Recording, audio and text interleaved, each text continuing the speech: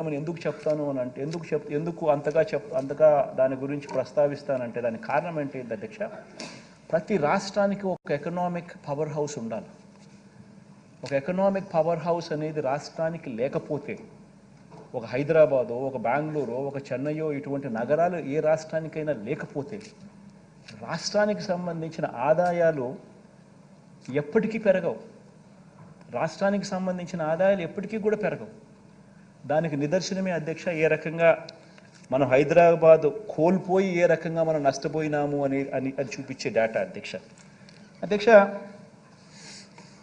విభజన కారణంగా అధ్యక్ష ఒకసారి గమనించినట్లయితే అధ్యక్ష, దాంట్లో స్లైడ్ గమనించినట్లయితే అధ్యక్ష, విభజన కారణంగా అధ్యక్ష స్థూల ఉత్పత్తి పరంగా అంటే జిఎస్డిపి పరంగా ఒకసారి గమనించినట్లయితే కంబైన్డ్ రాష్ట్రానికి సంబంధించిన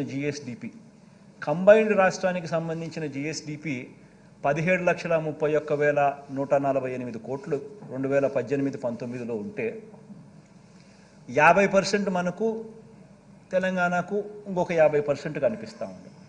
కానీ అక్కడ చూడాల్సింది ఏమిటంటే అధ్యక్ష, ఆ 50% 58% జనాభాకు, ఈ 50% 42% జనాభాకు. ఇది చాలా చాలా ఇంపార్టెంట్ అంశం అధ్యక్ష. ఎందుకంటే దీని ఇంపాక్ట్ ఏమిటి అని అంటే రాష్ట్రం ప్రతి సంవత్సరం 13,000 కోట్లు నష్టపోతుంది.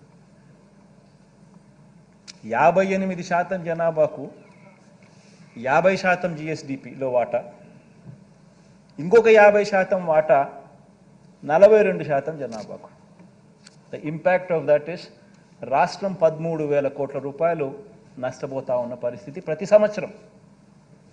ఇంకా ఒక సైడ్ గమనించినట్టయితే అధ్యక్ష, జనాభా చూస్తే మంది 5,14,00,000 2018-19లో, తెలంగాణలో 3,63,00,000.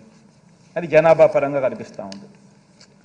రాష్ట్ర విభజన వల్ల అధ్యక్ష తలసరి ఆదాయం తగ్గిపోయింది. తలసరి ఆదాయం అధ్యక్ష రాష్ట్ర విభజన వల్ల తెలంగాణలో 2,36,000 తలసరి ఆదాయంగా అక్కడ వాళ్ళకుంటే మన ఆదాయం 1,69,000 మాత్రమే ఉన్న పరిస్థితి మనకు కనిపిస్తూ ఉంది, మన తలసరి ఆదాయం అధ్యక్ష. అదే రకంగా అధ్యక్ష స్టేట్స్ ఓన్ ట్యాక్స్ రెవెన్యూస్ అంటే రాష్ట్రానికి ట్యాక్సుల రూపాన వచ్చే ఆదాయాన్ని కూడా ఒకసారి గమనించినట్లయితే అది కూడా చూస్తే అధ్యక్ష 2018-19కి వచ్చేసరికి ఆంధ్ర రాష్ట్రం 58% జనాభా పెట్టుకొని స్టేట్స్ ఓన్ ట్యాక్స్ రెవెన్యూస్ 58,000 కోట్లు అయితే, తెలంగాణ 42% జనాభా పెట్టుకొని వాళ్ళ స్టేట్స్ ఓన్ రెవెన్యూస్ 65,000 కోట్లు.